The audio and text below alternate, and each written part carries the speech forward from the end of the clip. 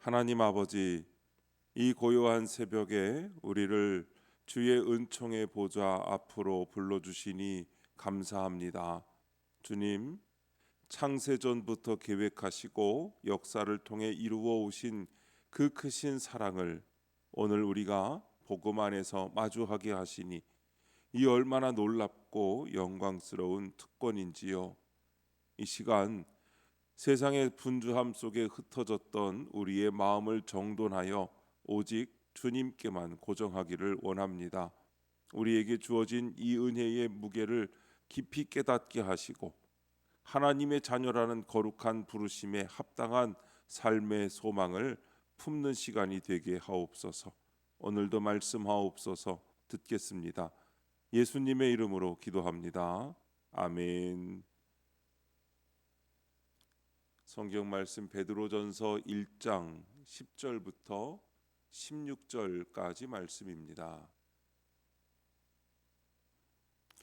이 구원에 대하여는 너희에게 임할 은혜를 예언하던 선지자들이 연구하고 부지런히 살펴서 자기 속에 계신 그리스도의 영이 그 받으실 고난과 후에 받으실 영광을 미리 증언하여 누구를 또는 어떠한 때를 지시하시는지 상고하니라.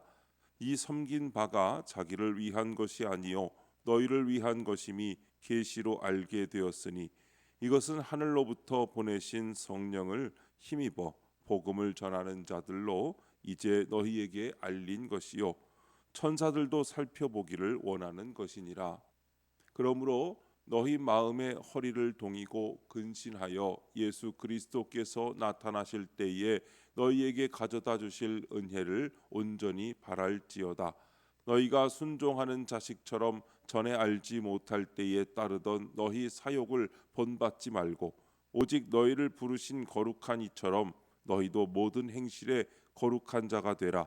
기록되었으되 내가 거룩하니 너희도 거룩할지어다 하셨느니라. 아멘. 너희도 거룩할지어다 라는 제목으로 말씀의 은혜를 함께 나누겠습니다. 본문 요약입니다. 베드로는 구약의 선지자들과 천사들까지 살펴보기 원하던 구원의 은혜를 너희가 받았다고 합니다. 그러므로 성도들에게 마음의 허리를 동이고 그리스도의 재림을 온전히 바라라고 권면합니다. 또한 거룩하신 하나님처럼 모든 행실에서 거룩한 자가 되라고 하십니다. 첫 번째, 선지자들이 상고한 구원 10절부터 12절입니다. 구약의 선지자들은 자기 속에 계신 그리스도의 영의 인도를 받아 그리스도의 고난과 영광을 예언했습니다. 그들은 누가 언제 그 구원을 이루실지 부지런히 연구했는데 이 사역이 자신들을 위한 것이 아니라 신약 시대 성도들을 위한 것임을 알았습니다. 천사들도 살펴보기 원하는 이 놀라운 구원이 오늘 우리에게 임했습니다. 구약의 선지자들이 알고 싶어 했던 구원의 은혜를 내가 누리고 있음을 깨달을 때 감사와 경외심이 넘치게 됩니다. 적용 질문입니다. 구약의 선지자들과 천사들도 살펴보기 원하던 구원의 은혜를 내가 받았다는 것에 얼마나 감사합니까? 오늘 여러분이 누리고 있는 구원은 결코 가벼운 것이 아닙니다. 구약의 전 역사가 이 한 점을 향해 달려왔고 수많은 선지자의 눈물 섞인 간구와 기다림이 서려 있는 은혜입니다. 천사들조차 흠모하는 이 놀라운 사랑이 지금 우리에게 임했습니다. 우리는 이 은혜 앞에 어떠한 마음으로 서 있습니까? 혹시 구원을 당연한 권리처럼 여기며 그 감격을 잃어버리지는 않았습니까? 선지자들이 그토록 상고했던 구원이 나의 것이 되었음을 기억하며 매일의 삶 속에서 나 같은 죄인 살리신 주님의 은혜에 진심 어린 감사를 고백합시다. 천사들도 살펴보기 원하는 이 신비로운 구원의 도리를 가볍게 여기지 말고 두렵고 떨리는 마음으로 우리의 구원을 이루어 가야 합니다. 우리에게 전달된 이 복음은 선지자들의 헌신을 통과해 온 것입니다. 이제는 우리가 이 구원의 소식을 다음 세대와 열방에 전달하는 통로가 되어야 합니다. 오늘 하루도 우리를 구원하신 그리스도의 고난과 영광을 깊이 묵상하며 승리하는 삶을 사시기를 주님의 이름으로 축원합니다.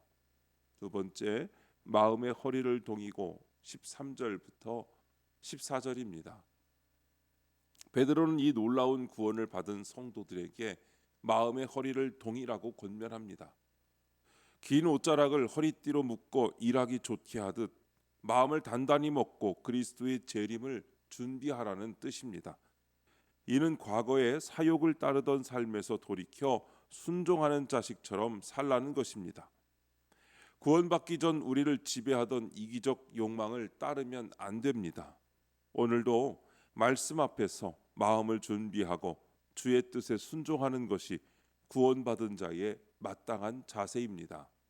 적용 질문입니다.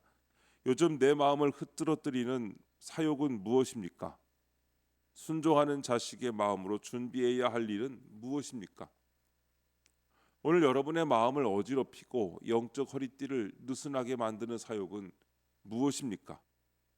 내일의 생존에 대한 지나친 걱정이나 현재의 편안함에 안주하려는 태도가 주님을 향한 뜨거운 기대를 쉽게 만들지는 않습니까? 하나님 앞에 서기보다 사람들의 눈치를 보며 나의 가치를 세상의 성공으로 증명하려 애쓰고 있지는 않습니까? 이제 우리는 순종하는 자식의 마음으로 돌아가야 합니다. 순종은 억지로 하는 의무가 아니라 나를 위해 아들을 아끼지 않으신 아버지 하나님에 대한 사랑의 응답입니다. 마음의 허리를 동이라는 말씀은 우리를 억압하는 명령이 아닙니다. 그것은 우리가 더 이상 죄의 종노릇하며 무거운 옷자락에 걸려 넘어지지 않도록 왕의 자녀답게 당당하게 걸어가라는 축복의 초대입니다. 여러분의 마음을 흐트러뜨리는 사욕이 무엇인지 정직하게 직면해 보십시오. 그리고 그 순간 그리스도께서 우리에게 가져다 주신 그 위대한 구원의 은혜를 기억하며 마음의 띠를 단단히 매십시오. 우리가 순종하는 자식으로 첫 발을 내디딜 때 우리 곁을 지키시는 성령님께서 우리가 끝까지 이 경주를 마칠 수 있도록 새 힘을 공급해 주실 것입니다. 세 번째, 거룩한 자가 되라. 15절부터 16절입니다. 하나님은 우리를 부르실 때부터 거룩한 백성이 되기를 원하셨습니다. 거룩은 세상과 구별되어 하나님께 속한 상태를 말합니다. 우리를 부르신 하나님이 거룩하심으로 우리도 모든 행실에 거룩한 자가 되어야 합니다. 이는 우리 힘으로 도달할 수 없는 표준이지만 우리는 그리스도의 피로 거룩하게 되었고 성령의 도우심으로 거룩한 삶을 살게 되었습니다. 매일 삶에서 하나님의 거룩하심을 닮아가는 것이 구원받은 성도의 목표요 기쁨입니다. 적용 질문입니다. 하나님의 거룩하심과 어울리지 않는 나의 행실은 무엇입니까? 오늘 어떻게 거룩함을 실천하겠습니까? 베드로는 거룩이 관념에 머물지 않고 모든 행실에 나타나야 한다고 강조합니다.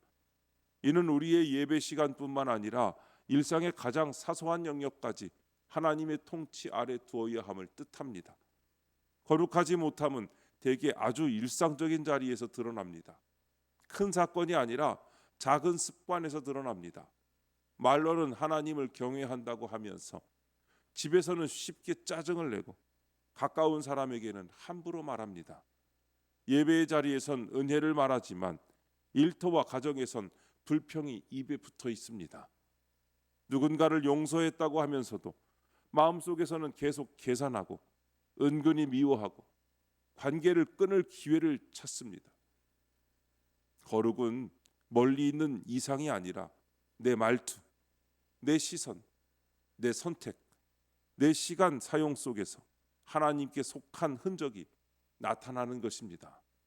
오늘 내 말과 눈과 시간과 관계에서 하나님의 거룩하심과 어울리지 않는 한 가지를 찾아서 내려놓으시고 한 가지 작은 순종을 선택하시기 바랍니다.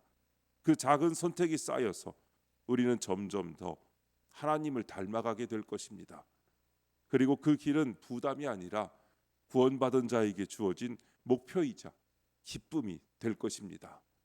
거룩한 하나님의 거룩한 백성으로 거룩한 삶을 살아가는 우리 모두가 되기를 주님의 이름으로 축원합니다. 기도하겠습니다.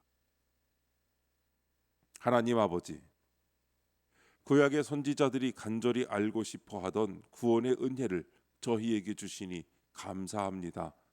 과거에 사욕을 따르던 삶에서 돌이켜 순종하는 자식처럼 마음의 허리를 동이며 살게 하옵소서.